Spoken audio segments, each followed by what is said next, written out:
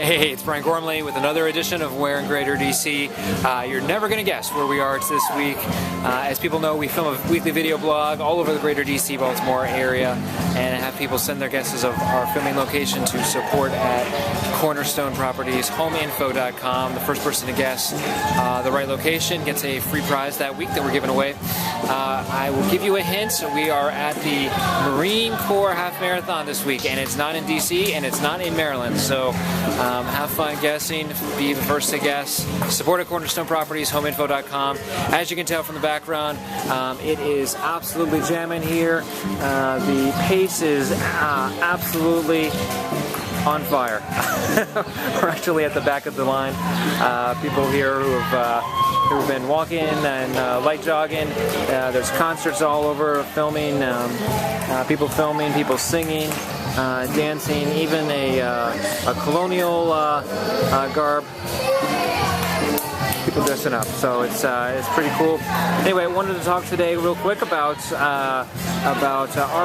and there's been some interesting articles in the Post and other places about the status of REOs, foreclosures, and the incoming wave. People think that that with all the robo-signing and the settlement agreements last year, this year, that there's going to be a tidal wave of REO listings, particularly for those agents whose business model it is to list these, and who are actually absolutely starving right now because of lack of work.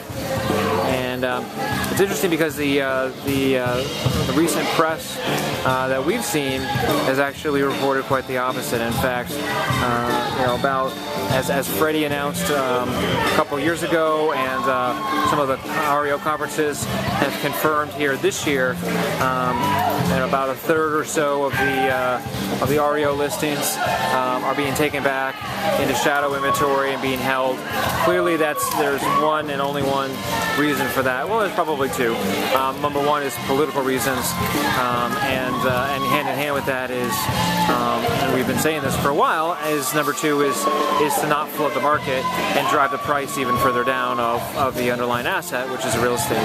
If you think about it, just general supply and demand. If there's a ton of supply and demand stays the same, what happens to the price? Well, of course, it goes down, and that's what you're seeing. We want to trickle down that pipeline of properties so that it's not hitting the market all at the same time and a drag on prices even further.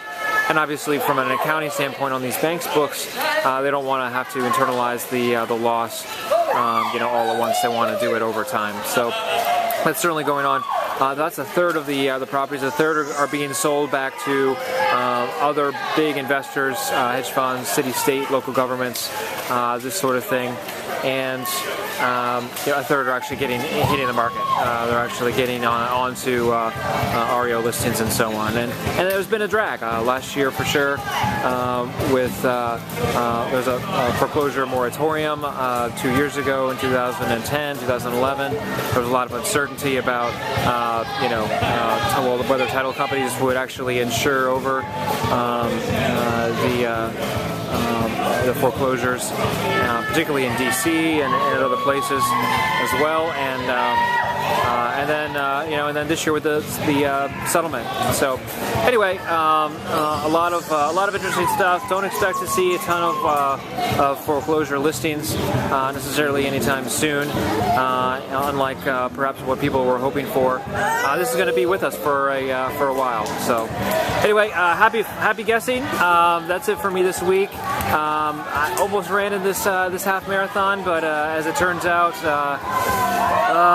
just here with the wife and the kids and enjoying the scenery. The wife should be finishing up here in another 20-30 minutes, and kudos to her and for all the runners and walkers.